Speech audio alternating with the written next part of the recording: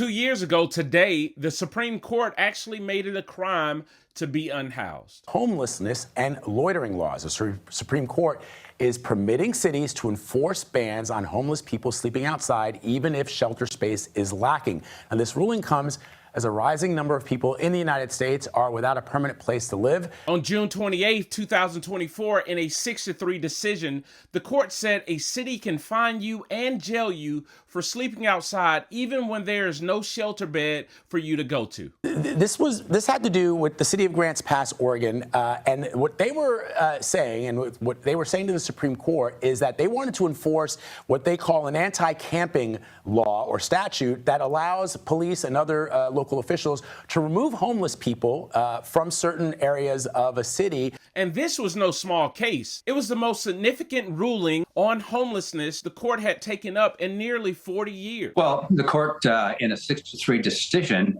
said that the city of Grants Pass can enforce their ordinance prohibiting and punishing homeless people for sleeping and camping out in public spaces. This was an important decision, not just for the city of Grants Pass, but for all over the country, for all the cities and communities dealing with the homeless population. Justice Sotomayor, joined by Justices Kagan and Jackson, was so troubled she read her dissent out loud from the bench. Her words: "Sleep is a biological necessity, not a crime." Think about what that means. When you punish a person for sleeping outside and they have nowhere else to go, you are not punishing what they did, you are punishing who they are. And punishing a person for their status is the very definition of cruel and unusual under the 8th Amendment. The majority, she warned, left the most vulnerable among us one impossible choice: stay awake or be arrested. And since this Supreme Court ruling, more than 350 cities have passed laws to do exactly that. But now, of course, what do you do with people